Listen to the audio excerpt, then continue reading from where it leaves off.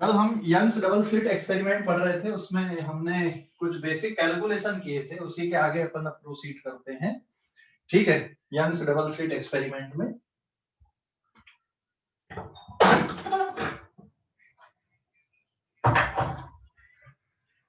जिनने कल की क्लास नहीं किया था उसका पूरा वीडियो देख लेते कि नहीं? कल की क्लास का लेक्चर, कल की क्लास का लेक्चर देख लिए थे? हेलो, कल की क्लास का लेक्चर देख लिए थे कि नहीं? यस सर, देखा था सर। देख लिए थे,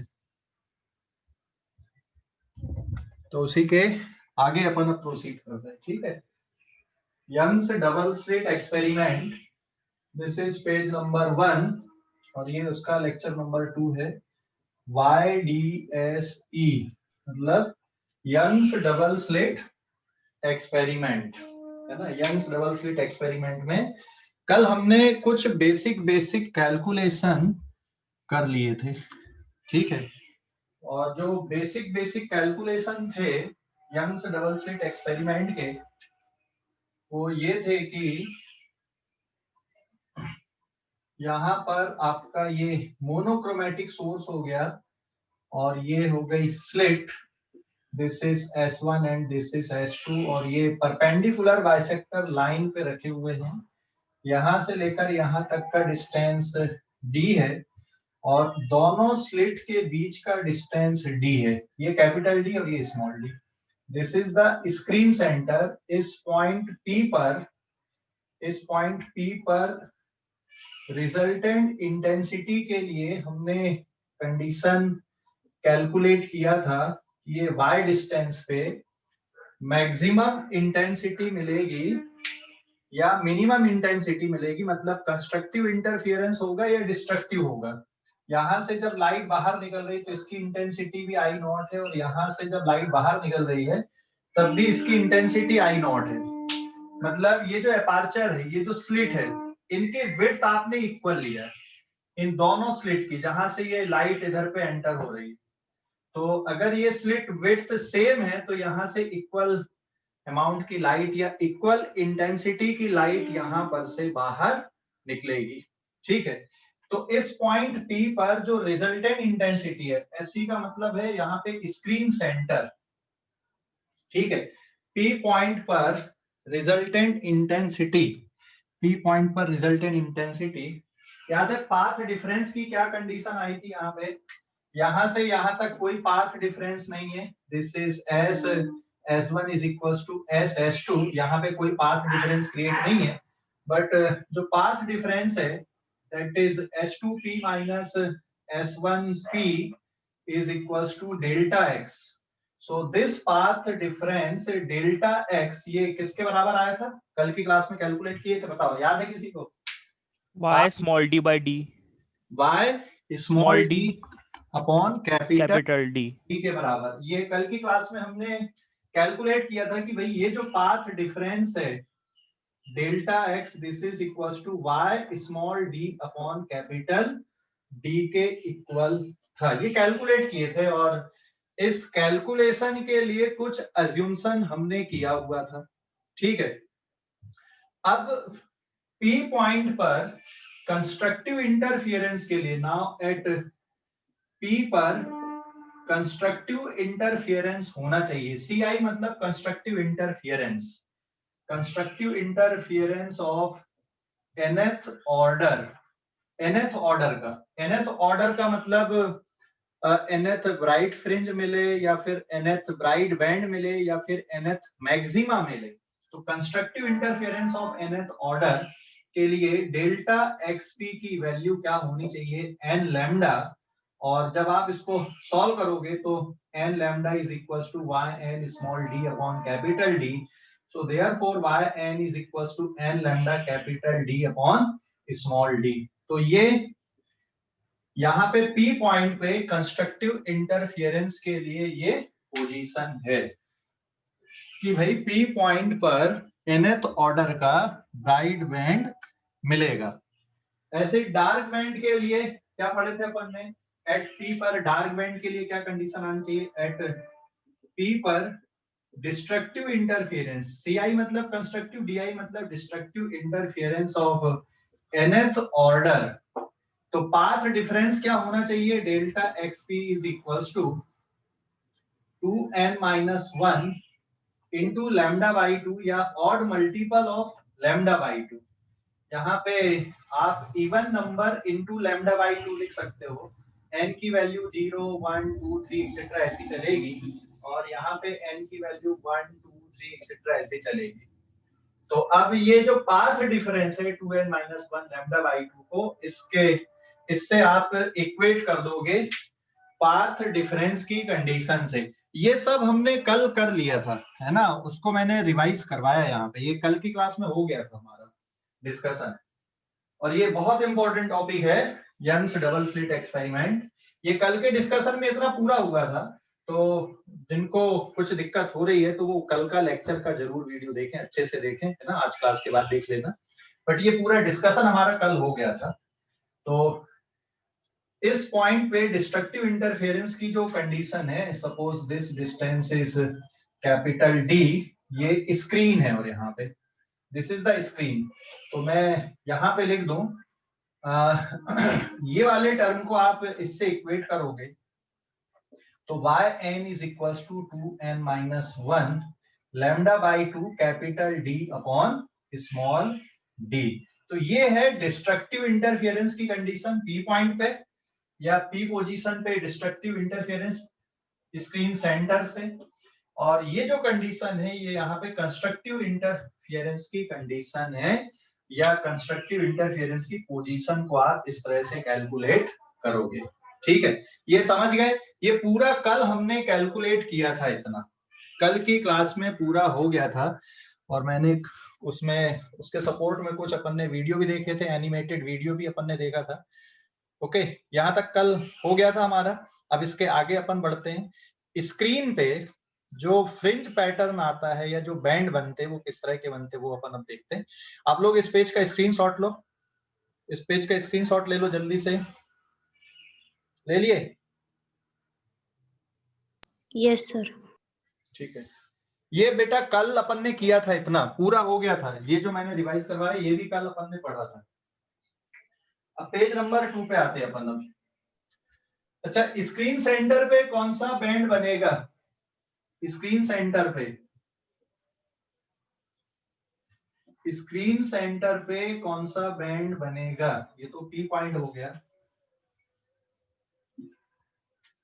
and now this is the screen. इस स्क्रीन सेंटर पे कौन सा बैंड बनेगा? और ये डिस्टेंस है कैपिटल D।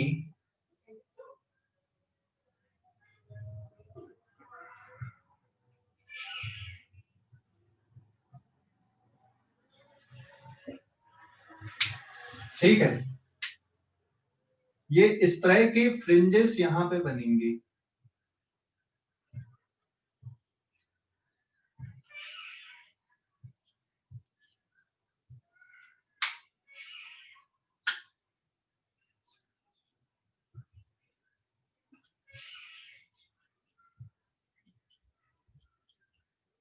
ये इस तरह की स्ट्रिप्स यहां पे बनेंगी।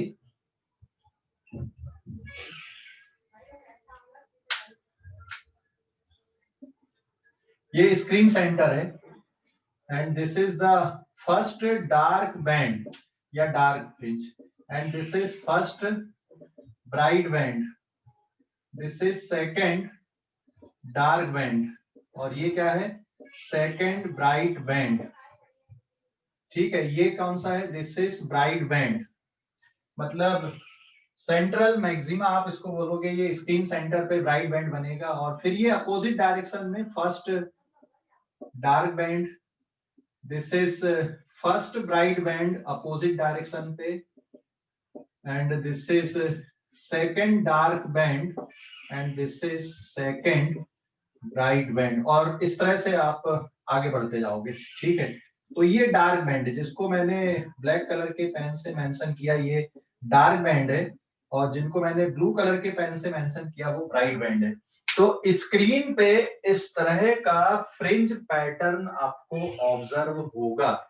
ठीक है, इस तरह से स्क्रीन पे आपको इस तरह का फ्रिंज पैटर्न ऑब्जर्व होगा। ये ब्राइट बैंड है तो रेड कलर से मैंने मेंशन किया यहाँ पे। अगर रेड कलर की लाइट लोगे तो रेड बैंड बनेंगे, ब्लू कलर की लाइट लोगे तो ब्लू बैंड बनेंगे, अगर येलो लाइट लोगे तो येलो बैंड बनेंगे, ग्रीन लाइट लोगे तो ग्रीन बैंड बनेंगे। और जो डार्क बैंड है वो कंप्लीटली डार्क रहेंगे, क्योंकि यहाँ पर इंटेंसिटी आपने कैसे लिया है, इक्वल इंटेंसिटी लिया है। अच्छा, स्क्रीन सेंटर पे जो पाथ डिफरेंस आ रहा है यहां से यहां पर के लिए और यहां से यहां पर के लिए, नाउ एट स्क्रीन सेंटर जो पाथ डिफरेंस है, स्क्रीन सेंटर को मान लो मैंने O ले लिया, S1O is equals to S2O, so path difference is zero if delta x equals to zero, मतलब path difference अगर जीरो होगा, so therefore there is a constructive interference। dB का मतलब क्या है, dB का मतलब यहाँ पे डार्क बैंड या फिर आप इसको डार्क फ्रिंज बोलोगे, डार्क फ्रिंज।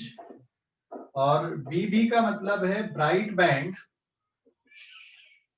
या फिर इसको आप बोलोगे ब्राइट फ्रिंज, या फिर this is bright fringe. Dark band का मतलब, डीबी का मतलब डार्क बैंड, और ये ब्राइट बैंड है यहाँ पे, this is bright band. Screen centre पे पाथ डिफरेंस जीरो है इसलिए ब्राइट बैंड बनेगा। और आपने पी पॉइंट पे कंडीशन निकाल ली है, ये पी पॉइंट पे जो कंडीशन थी उसका कैलकुलेशन आपने ऑलरेडी किया हुआ है। नाउ एट पॉइंट पी पर ब्राइट बैंड के लिए कंडीशन क्या थी, yn equals to n lambda capital D upon small d. और डार्क बैंड के लिए क्या इक्वेशन आई आपकी, 2n-1 lambda by 2 capital D upon small d, जिसमें n की वैल्यू आप कहां से चालू कर सकते हो, अगर मैं 2n+1 ले लूं तो n की वैल्यू 0, 1, 2, 3 एक्सेट्रा ऐसा ले सकते हो। ठीक है, तो स्क्रीन पे इस तरह के फ्रिंज पैटर्न आपको ऑब्टेन्ड होंगे, या इस तरह के फ्रिंज पैटर्न आपको दिखेंगे स्क्रीन पे, समझ गए, यंग्स डबल स्लिट एक्सपेरिमेंट पे। अब मैंने यहाँ पे जो फ्रिंज वेड्थ है या जो डार्क बैंड की वेड्थ है और ब्राइट बैंड की वेड्थ है उसको मैंने इक्वल बनाया है। उसको प्रूफ करेंगे अपन कि जो फ्रिंज वेड्थ होती है, बैंड विड्थ, वो इक्वल होती है। उसको कैसे अपन प्रूफ करेंगे अभी मैं बता रहा हूँ, ठीक है। बट इस पेज का स्क्रीनशॉट ले लो आप लोग जल्दी से। माइक म्यूट करो सिद्धि।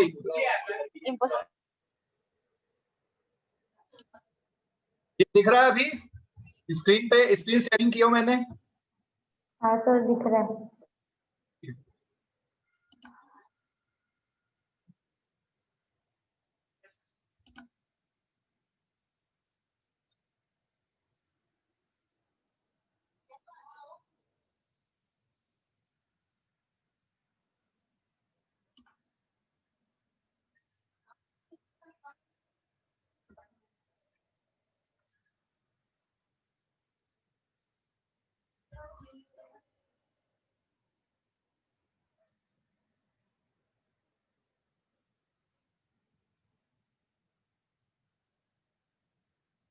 ये देखा अभी लास्ट में आपको स्क्रीन पे इस तरह के पैटर्न मिलेंगे। हाँ,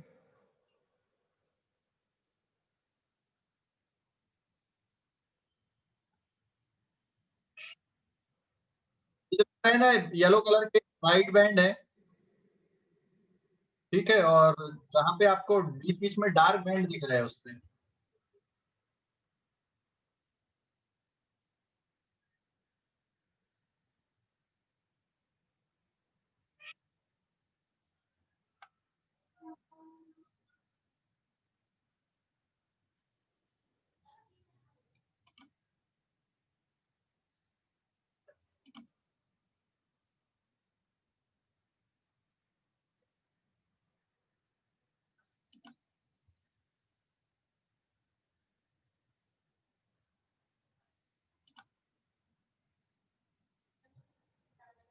ये इस तरह से देखते जाओ वहां पे animated video.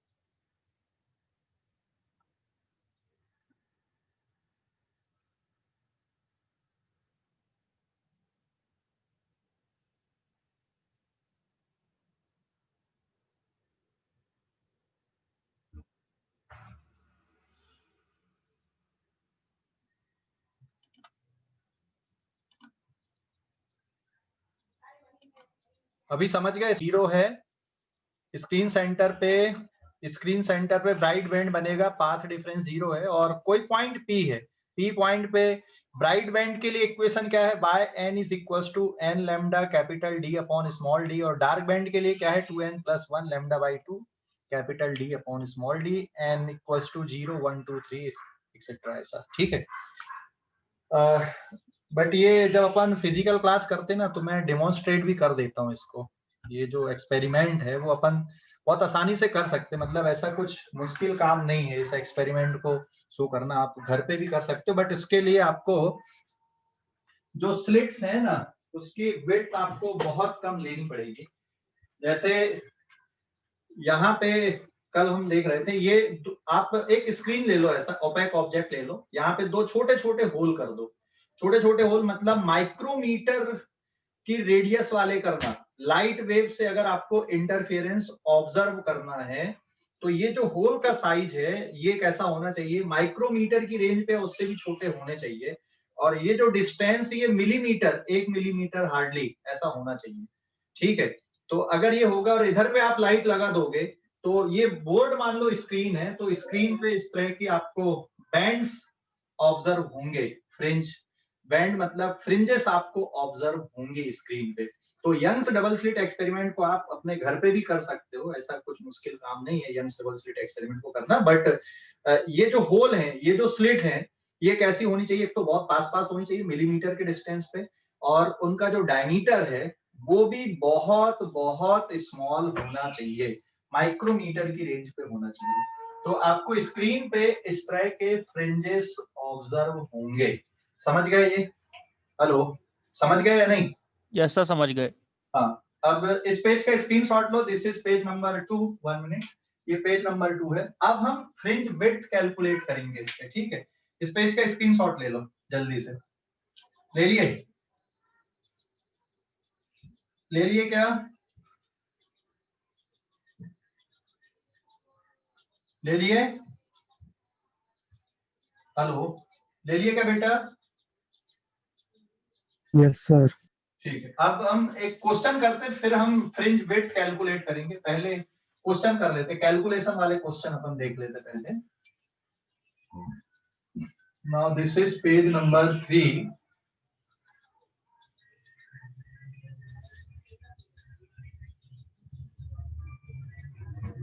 Now this is page number 3 Young's double slit experiment में एक क्वेश्चन हम ले रहे हैं यहाँ पे। So this is the monochromatic source. इसकी वेवलेंथ आपने लिया है 5000 एंगस्ट्रॉन, और ये हो गया आपका screen. This distance is equals to 1 metre, और ये परपेंडिकुलर बाइसेक्टर लाइन पे है, और यहाँ पे this is slit S1 and this is slit S2। दोनों के बीच का जो डिस्टेंस है, slit distance D is equals to 1 millimetre, और इनकी विड्थ इस तरह से है कि यहाँ पर से भी I0 and I0 same intensity की लाइट यहाँ से बाहर निकल रही है। मतलब जो होल आपने किए वो इस तरह से किए, इक्वल विड्थ के आपने होल किए, जिससे यहाँ से लाइट इक्वल अमाउंट में या इक्वल इंटेंसिटी की लाइट बाहर निकल रही है। And this is the screen centre ना। अब यहाँ पे कोई पॉइंट P है, यहाँ से यहाँ पर भी वेव पहुंच रही है और यहाँ पर भी वेव पहुंच रही है, दोनों जगह से। अब ये वाली जो वेव है नीचे वाली, ये ज्यादा डिस्टेंस कवर करके जा रही है, ये वेव कम डिस्टेंस कवर कर रही, मतलब यहाँ पे पाथ डिफरेंस क्रिएट होगा।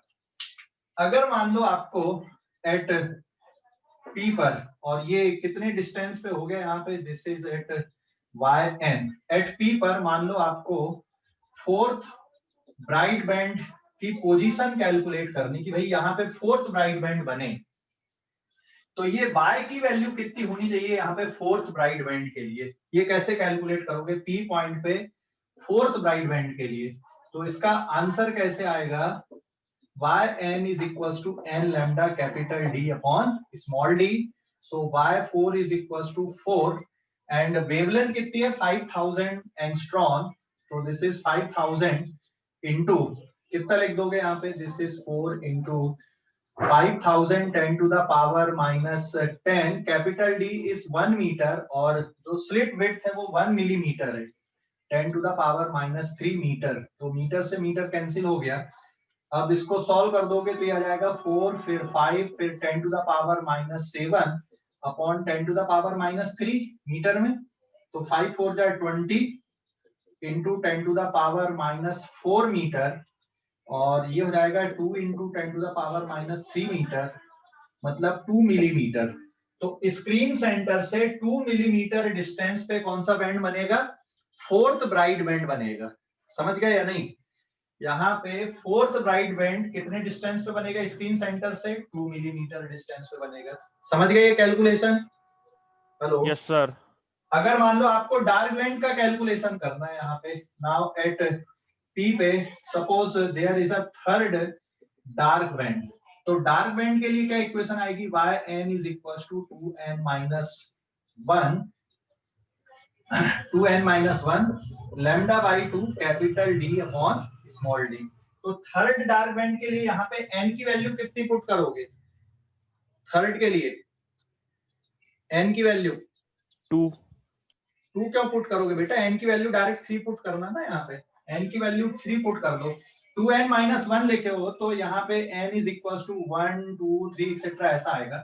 तो अगर आपको फर्स्ट डार्क बैंड चाहिए तो n की वैल्यू 1 पुट कर दो, सेकंड डार्क बैंड चाहिए तो n की वैल्यू 2 पुट कर दो, और अगर यहाँ पे n की वैल्यू n 2n प्लस 1 लिख रहे हो तो थर्ड डार्क बैंड कहाँ पे मिलेगा? n की वैल्यू 2 पे मिलेगा। एक्चुअल में स्क्रीन सेंटर पे कौन सा बैंड बनता है? Bright band. उसके बाद कौन सा आता है?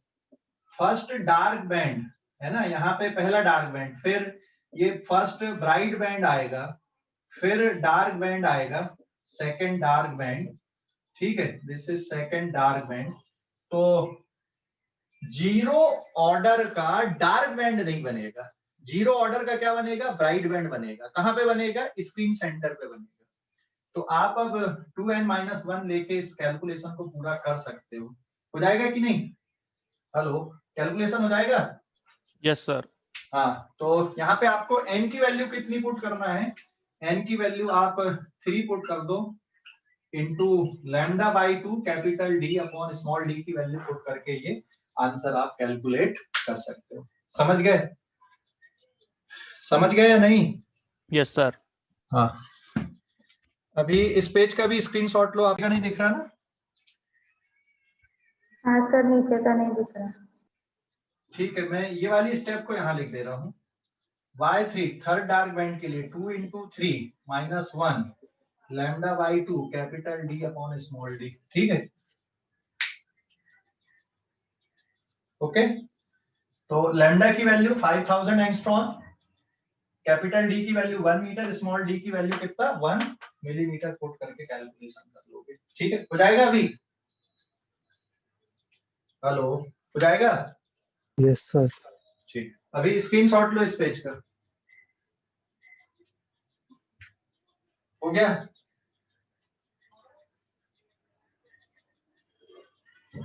हो गया क्या? हो गया? अरे भाई, हो गया कि नहीं? Yes sir. अब यंग्स डबल स्लिट एक्सपेरिमेंट में फ्रिंज विड्थ या बैंड विड्थ के लिए क्या फार्मूला आता है? Page number 4। अब हाँ, फ्रिंज विड्थ या बैंड विड्थ के लिए क्या फार्मूला बनता है? देखो पेज नंबर 4। ये क्वेश्चन बनते बोर्ड एग्जाम के लिए भी, कॉम्पिटिशन में भी आपको याद रखना पड़ेगा। बैंड विड्थ और फ्रिंज विड्थ, बैंड विड्थ और fringe width in YDSE Young's double slit experiment. Fringe width या बैंड विड्थ, इसको डिनोट कर रहे हैं अपन बीटा से, फ्रिंज विड्थ या बैंड विड्थ। ठीक है, ये होता है क्या है? बीटा क्या होता है? Beta is distance between two consecutive bright band और dark band. Distance between two consecutive bright band या फिर फ्रिंज विड्थ किसको बोलोगे? It is distance between two consecutive dark band. Dark band या ब्राइट बैंड के बीच का जो डिस्टेंस है यंग्स डबल स्लिट एक्सपेरिमेंट में, उसको क्या बोलते हैं हम? फ्रिंज विड्थ बोलते हैं। ठीक है, that is called fringe width या फिर बैंड विड्थ। और स्क्रीन पे आपको इस तरह का पैटर्न दिखाई देगा। ठीक है, ये स्क्रीन है और स्क्रीन पे इंटरफेरेंस के इस तरह से बैंड बनेंगे यहाँ पे। This is the screen in Young's double slit experiment and suppose ये ब्राइट बैंड है, ये ब्राइट बैंड हो गया, ये ब्राइट बैंड हो गया। और डार्क बैंड कैसे बनेंगे? ये डार्क बैंड इस तरह से बनेंगे। ठीक है, ये इस तरह से डार्क बैंड बनेंगे।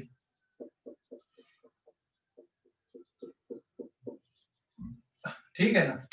तो दो कॉन्जिकेटिव मतलब आप जैसे यहाँ पे इसके सेंटर से इसके सेंटर तक का जो डिस्टेंस है, दो ब्राइट बैंड के बीच का डिस्टेंस फ्रिंज विड्थ कहलाएगा या बैंड विड्थ कहलाएगा। या फिर दो डार्क बैंड के बीच का जो डिस्टेंस है ये, this distance is also equal to band width. अभी समझ गए या नहीं? हेलो, बैंड विड्थ किसको बोल रहे हैं? फ्रिंज विड्थ किसको बोल रहे हैं अपन? समझ गए? Yes, sir. फ्रिंज विड्थ दो ब्राइट बैंड के बीच का डिस्टेंस या दो डार्क बैंड के बीच का डिस्टेंस, उसको आप फ्रिंज विड्थ बोलोगे। ये कौन सा बैंड है? This is bright band, this is dark band, this is dark band, this is bright band, this is dark band, bright band, dark band. तो ये लिखा मैंने, distance between two consecutive bright band और dark band, that is called fringe width. अब fringe width में देखो या फिर एक डार्क बैंड और एक ब्राइट बैंड का जो डिस्टेंस है वो भी फ्रिंज विड्थ कहलाएगा। मतलब आप इतने डिस्टेंस को भी फ्रिंज विड्थ बोल सकते हो, यहां से यहां तक। ये this distance is also fringe width, क्योंकि इसके जस्ट बाद में कौन सा बैंड बनेगा? यहाँ पर ब्राइट बैंड बनेगा, है ना? इसके जस्ट बाद ये ब्राइट बैंड बनेगा। तो यहाँ पे ब्राइट से चालू हुआ ऊपर से, और ये ब्राइट जहां पे अगला वाला चालू हो रहा वहां तक आप देख सकते हो। तो कैलकुलेशन आप कैसे भी करो। तो अपन ने क्या पढ़ा भाई कि सिंस फॉर ब्राइट बैंड के लिए इक्वेशन क्या थी? yn equals to n lambda capital D upon small d। So therefore fringe width का मतलब क्या होगा? yn minus yn-1 nth bright band का डिस्टेंस माइनस n-1 ब्राइट बैंड का डिस्टेंस। तो इसमें n-1 आप कॉमन ले लो, क्योंकि lambda capital D upon small d बाहर निकाल सकते हो, तो n से n कट गया। तो what is fringe width here? This is lambda capital D upon small d आ गया। और डार्क बैंड से भी आप कैलकुलेशन कर सकते हो फ्रिंज विड्थ का, that is yn-1। So this is 2n-1 lambda upon 2 capital D upon small d and 2 times n-1 of -1 lambda by 2 capital D upon small d। तो आप इससे भी अगर कैलकुलेशन करोगे तो आंसर यही बचेगा। तो दोनों तरफ से कैलकुलेट करने पे आप ब्राइट बैंड से कैलकुलेट कर लो या डार्क बैंड से आप कैलकुलेट करते हो, आंसर सेम आता है। मतलब इंटरफियरेंस में ये जो फ्रिंजेस बनती हैं, बैंड बनते हैं, वो इक्वल विड्थ के बनते हैं। ये जस्टिफाई हो गया यहां से। अब ये यहां से ब्राइट बैंड से कैलकुलेशन करो या डार्क बैंड से कैलकुलेशन करो, दोनों तरफ से कैलकुलेशन में आंसर सेम आता है। इसका मतलब क्या हुआ? जो डार्क बैंड की विड्थ है और ब्राइट बैंड की विड्थ है वो कैसी होती है? सेम होती है। तो ये equation number 1 and this is equation 2 from first and second. It shows that width of bright band is equals to dark band। width of bright band and dark band कैसी होती है? सेम होती है। तो इंटरफेरेंस में ये जो dark band और ब्राइट बैंड बनते हैं ना, इनकी विड्थ सेम होती है। ठीक है, इस पेज का स्क्रीनशॉट लोगे जल्दी से, इस पेज का स्क्रीनशॉट ले लो यंग्स डबल स्लिट एक्सपेरिमेंट में। जो फ्रिंज विड्थ होती है वो इक्वल रहती है डार्क बैंड और ब्राइट बैंड की। कोई डाउट है तो आप कोने कोने से भी ले सकते हो, बीच बीच में से ले सकते हो। जैसे ब्राइट बैंड का सेंटर लिए, उसके जस्ट बाद का ब्राइट बैंड का सेंटर ले लो, वहां से आप डिस्टेंस मेजर कर लो, या कोने कोने से कर लो। ठीक है, समझ गए? Yes sir. कहीं से भी कैलकुलेट करो, या तो एक कंप्लीट ब्राइट या एक कंप्लीट डार्क। तो वैसे इक्वेशन 1 और इक्वेशन 2 से यही जस्टिफाई हो रहा है यहाँ पे कि जो फ्रिंज विड्थ होती है, बैंड विड्थ होती है यंग्स डबल स्लिट एक्सपेरिमेंट में, ब्राइट बैंड और डार्क बैंड की जो विड्थ रहती है वो सेम रहती है। ठीक है, और कितनी होती है band width? Lambda capital D upon small D के इक्वल होती है। ठीक है, याद रखना। हो गया क्या? हो गया बेटा ये? Yes sir. अब देखो मैं एक और डायग्राम बना रहा हूं। तो ये जो यहाँ पे कि भाई आपने ऐसा क्यों कैलकुलेशन किए, ये मैंने इसमें से इसको क्यों सेपरेट किया या फिर इसमें से इसको क्यों सेपरेट किया, वो जस्टिफाई यहाँ पे हो जाएगा। ये कैलकुलेशन के लिए, बीटा के कैलकुलेशन के लिए। तो दिस इज पेज नंबर 5 और मैं डायग्राम यहाँ पे बना रहा हूँ। सो दिस इज पेज नंबर 5। देखो, यंग्स डबल स्लिट एक्सपेरिमेंट में ये हो गया सोर्स आपका, ये हो गई आपकी स्लिट S1 और S2, और ये बन गया आपका स्लिट विड्थ, और ये हो गया आपका screen, and this is the screen centre. समझ गए? अरे भाई समझ गए या नहीं? अब यहाँ पे जो बैंड बन रहा है ये सेंट्रल ब्राइट बैंड हो गया, ये फर्स्ट ब्राइट बैंड, ये सेकंड ब्राइट बैंड नीचे की तरफ, ये थर्ड ब्राइट बैंड, फिर ये फोर्थ ब्राइट बैंड, ऐसे ही ऊपर ये बैंड बनते जाएंगे इस तरह के।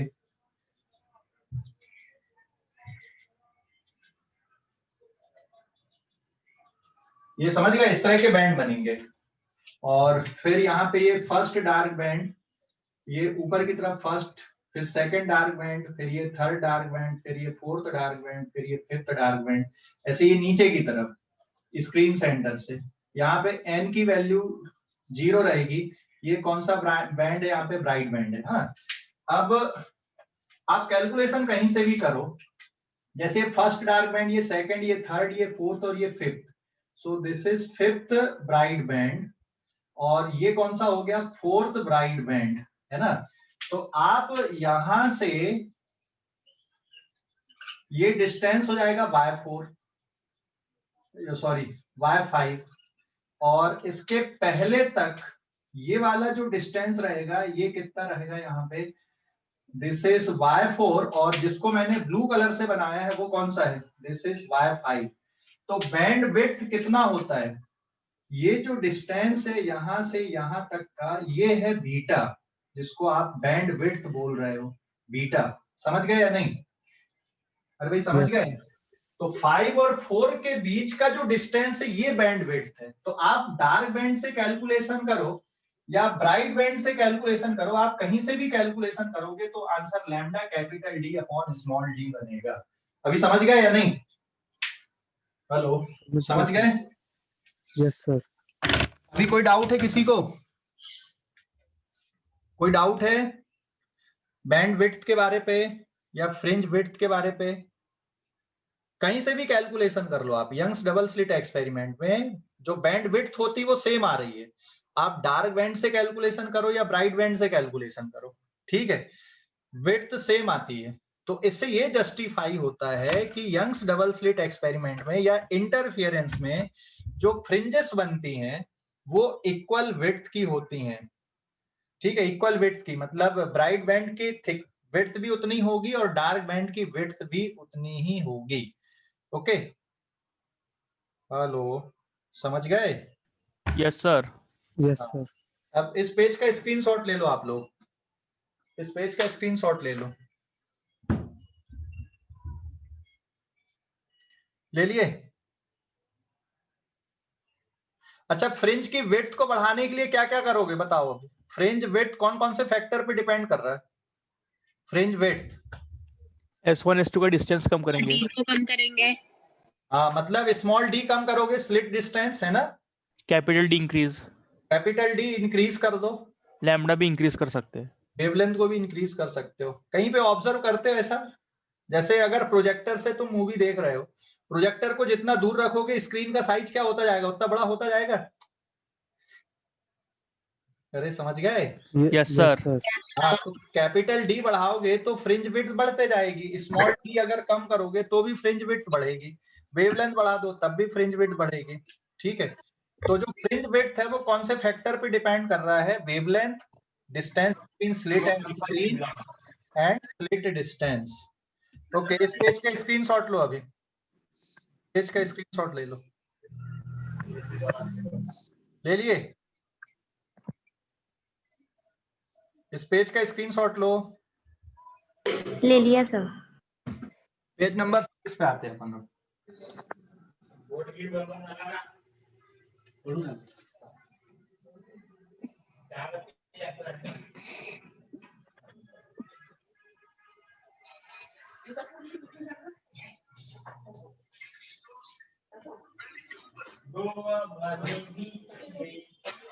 म्यूट करो, दिस इज पेज नंबर 6। अब मैंने क्वेश्चन ये ले लिया यहाँ पर, एक wavelength is 5000 angstrom, slit distance is 2 millimeter and capital D is 1 meter। Capital D आपने 1 मीटर लिया, वेवलेंथ आपने 5000 एंगस्ट्रॉम लिए, और जो स्लिट विड्थ है वो कितनी लिए आपने? 2 मिलीमीटर की लिए। तो बेटा ये जो फिफ्थ ब्राइट बैंड है ये कहाँ पे बनेगा? Y side band screen centre. ये स्क्रीन सेंटर से फिफ्थ ब्राइट बैंड की पोजीशन कैसे निकालोगे? समझ गए या नहीं? माइक म्यूट करो।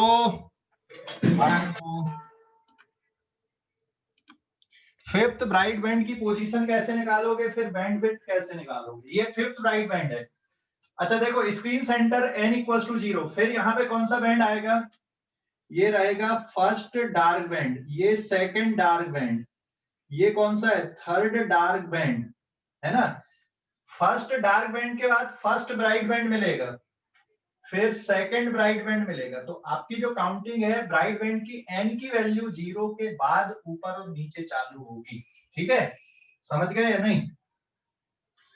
तो find y of fifth bright band from screen centre. तो y n is equal to n lambda capital D upon small d, और फिफ्थ ब्राइट बैंड के लिए n की वैल्यू 5 पुट कर दोगे।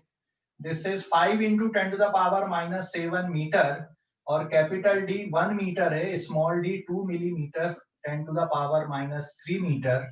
तो इससे क्या निकल जाएगा? फिफ्थ ब्राइट बैंड की पोजीशन आपकी कैलकुलेट हो जाएगी। So this is 25/2 into 10 to the power -4 metre हो जाएगा। एंड नाउ फ्रिंज विड्थ अगर आपको निकालना, सेकंड फ्रिंज विड्थ या बैंड विड्थ, तो lambda capital D upon small d। So this is 5 into 10 to the power -7 meter into 1 meter divided by 2 into 10 to the power -3 meter. Calculate कर लो। So this is 2.5 into 10 to the power -4 meter, या फिर 0.25 millimetre. तो जो fringe width आ रही है 0.25 millimetre की आ रही है यहाँ पे, 0.25 मिलीमीटर। अगर ये डिस्टेंस 2 मिलीमीटर की जगह और छोटा कर दो, 0.2 मिलीमीटर कर दो, तो फ्रिंज विड्थ और बढ़ जाएगी यहाँ पे, है ना। अरे समझ गए या नहीं? फ्रिंज विड्थ या बैंड विड्थ बढ़ जाएगी। अगर मान लो इस एक्सपेरिमेंट को, ये जो एक्सपेरिमेंट आपको दिख रहा है, इस एक्सपेरिमेंट को सब कुछ आप वैसा का वैसा ही रहने दो, लेकिन इसको आप दूसरे मीडियम में परफॉर्म करो, तो फ्रिंज विड्थ पे क्या इफेक्ट पड़ेगा? Now fringe width in water, water में क्या इफेक्ट पड़ेगा? वाटर के लिए रिफ्रैक्टिव इंडेक्स होता है 4/3 का। फ्रिंज विड्थ पे इस एक्सपेरिमेंट को कैपिटल डी उतना ही रहने दिए अपन ने, सब कुछ उतना ही रहने दिए, तो वाटर पे क्या इफेक्ट पड़ेगा? पड़ेगा कि नहीं पड़ेगा? तो रिफ्रैक्टिव इंडेक्स का फार्मूला क्या होता है, जल्दी बताओ। C/V या lambda air divided by lambda in water, यही होता है ना। अरे हाँ या ना? Yes, sir. Yes, sir. तो फ्रिंज विड्थ का फार्मूला क्या है? Beta in water refractive index को लेके लिख देते हैं अपन यहाँ पे। तो यहाँ पे जो रिफ्रैक्टिव इंडेक्स वेवलेंथ है वाटर में वो कितनी हो जाएगी? This is lambda air divided by refractive index. तो fringe width in water will be given by, सब कुछ वैसे ही रहेगा, lambda capital D upon small d into mu हो जाएगा। मतलब एयर पे जितनी फ्रिंज विड्थ है उससे कम हो जाएगी कहाँ पे? मीडियम पे। कितने टाइम्स कम होगी? 1 अपॉन रिफ्रैक्टिव इंडेक्स के बराबर, इतनी कम हो जाएगी। तो अगर इस एक्सपेरिमेंट को आप पानी में परफॉर्म करो तो फ्रिंज विड्थ इस तरह से चेंज हो जाएगी। समझ गए? इस एक्सपेरिमेंट को पानी में परफॉर्म करो, सब कुछ आइडेंटिकल रहने दो, कैपिटल डी स्मॉल डी इन सबको आइडेंटिकल रहने दो, तो फ्रिंज विड्थ पे क्या इफेक्ट पड़ेगा? रिड्यूस हो जाएगी। समझ गए? ये कैलकुलेशन समझ गए पूरा कि नहीं?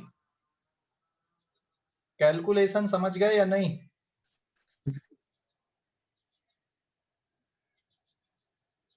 कैलकुलेशन समझ गए? समझा सर। Yes, sir. स्क्रीनशॉट लो इस पेज का।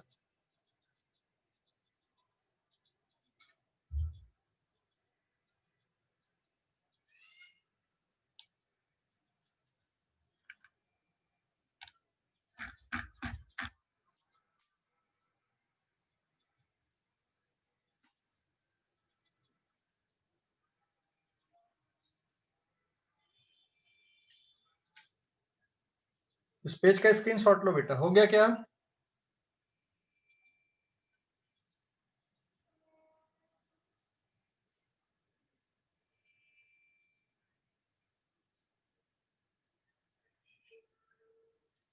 हो गया क्या स्क्रीनशॉट लेके?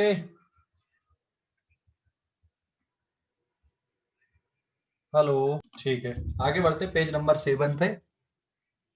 तो मीडियम पे डुबोने पे फ्रिंज विड्थ पे चेंजेस आता है, रिड्यूस हो जाती है फ्रिंज विड्थ, है ना। अब page number 7,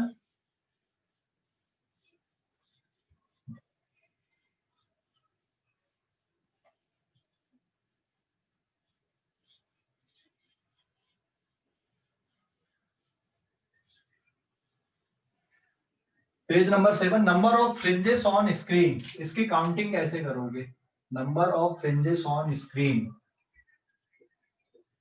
number of fringes on screen, screen पे कितनी फ्रिंजेस बनेंगी ये कैलकुलेट करना है। स्क्रीन पे कितनी फ्रिंजेस बनेंगी ये कैलकुलेट करना, मतलब ये हो गया आपका स्क्रीन, यहाँ पे हो गई आपकी slit S1 and S2, this is their main source, ठीक है। ये है स्क्रीन सेंटर, स्क्रीन पे कितनी फ्रिंज बन रही, समझ गए? ये कैलकुलेशन करना। स्क्रीन सेंटर पे ब्राइट बैंड, फिर डार्क बैंड, फिर bright band and then bright band and dark band, इस तरह से ऑल्टरनेट ऑर्डर पे bright band and dark band बनते हैं। तो ये n इक्वल्स टू 0 का ब्राइट बैंड है, ये first dark band, first bright band, फिर ये सेकंड डार्क बैंड और ये सेकंड ब्राइट बैंड। ये फर्स्ट डार्क बैंड, ये फर्स्ट ब्राइट बैंड, ये सेकंड डार्क बैंड और ये क्या है? सेकंड ब्राइट बैंड है। तो स्क्रीन पे इस तरह के पैटर्न आपको ऑब्जर्व होते हैं और इस तरह से ये बैंड बनते हैं या फ्रिंजेस बनती हैं, ठीक है। स्क्रीन सेंटर पे 0 ऑर्डर की ब्राइट बैंड बनेगा या 0 ऑर्डर की फ्रिंज बनेगी, ब्राइट फ्रिंज, या कंस्ट्रक्टिव इंटरफेरेंस होगा। अब स्क्रीन पे ये ऐसे टोटल कितने बैंड बन रहे हैं, टोटल कितने ब्राइट बैंड बन रहे हैं या टोटल कितने डार्क बैंड बन रहे हैं, ये कैसे काउंट करोगे? तो इसकी काउंटिंग इनडायरेक्ट होती है। यहाँ पे मान लो कोई पॉइंट P आपने लिया, तो ध्यान है कि भाई जो पाथ डिफरेंस होता है, पाथ डिफरेंस किसके इक्वल लिखे थे आपने? That delta D, sorry delta X at P, at P पर जो पाथ डिफरेंस है डेल्टा एक्स, ये किसके बराबर आया था? जल्दी बताओ, डेल्टा एक्स किसके बराबर आया? Y small d by capital D. नहीं, ये तो ओवरऑल हो गया था शुरुआत में जो हमने कैलकुलेट किए थे, डी साइन थीटा यस और नो? पाथ डिफरेंस मतलब यहां पर जो कैलकुलेशन किए थे आपने, ये भाई ये दोनों वेव, यहां से वेव y1 जा रही है और यहां से वेव y2 जा रही है, तो यहाँ पे पहुंचने पे इतना ये एक्स्ट्रा पाथ कवर कर रही है ना, और ये किसके इक्वल आया था? d sin थीटा के। यस समझ सर। गए? हाँ, तो अब फॉर ब्राइट बैंड के लिए डेल्टा x कितना होना चाहिए? n lambda. तो आप n लैम्डा से इक्वेट कर दो equals to d sin theta, या फिर sin theta is equals to n lambda upon d। अब ये बताओ sin थीटा की मैक्सिमम वैल्यू कितनी हो सकती? 1। Since +1 sin theta is always less than और इक्वल्स टू +1, मतलब n lambda capital D is always less than equals to +1, मतलब सॉल्व करने पे कितना आ गया? Number of right band on one side n is always less than or equals to small d by lambda। समझ गए? तो n ऊपर बनेंगे और n नीचे बनेंगे, so therefore total bright band on screen पे टोटल ब्राइट बैंड कितने बनेंगे? 2n + 1। ठीक है, 2n + 1 मतलब 2d by lambda +1 क्यों? एक सेंटर वाला है। और टोटल डार्क बैंड कितने बनेंगे? टोटल डार्क बैंड कितने बनेंगे? जल्दी बताओ। 2d by lambda। हाँ, this is equals to 2n, so this is 2d by lambda। तो टोटल इतने डार्क बैंड बनेंगे। समझ गए? और टोटल ब्राइट बैंड 2n + 1 बनेंगे। क्लियर हो गया कि नहीं? अरे भाई समझ गए? स्क्रीन पे कितनी फ्रिंजेस बनेंगी, कितने ब्राइट बैंड बनेंगे, कितने डार्क बैंड बनेंगे, समझ में आ गया? Yes sir. Total bright band on screen 2n + 1, total dark band on screen, ये भी समझ गए? हेलो, समझ गए यस ना? सर। ओके, अभी इस पेज का भी स्क्रीनशॉट लो आप लोग। फ्रिंज विड्थ कैसे कैलकुलेट करते हैं? एंगुलर फ्रिंज विड्थ कल अपन पढ़ेंगे, इसका मॉडिफाइड फॉर्म अभी मैं एंगुलर फ्रिंज विड्थ बता दूं कैसे कैलकुलेट करते हैं। Page number 8, angular fringe width.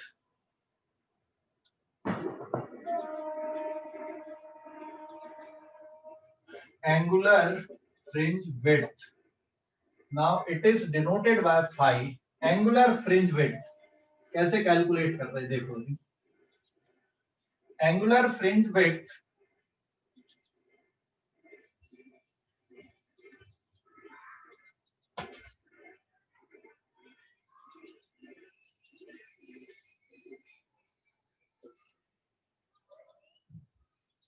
Angular fringe width का मतलब होता है एक कंप्लीट ब्राइट बैंड और एक कंप्लीट डार्क बैंड। तो यहां से लेकर इतना जो डिस्टेंस, ये डार्क बैंड और ये एक ब्राइट बैंड, इतना जो डिस्टेंस है ये एंगुलर फ्रिंज विड्थ है। तो angular fringe width is nearly beta upon capital D. समझ गए?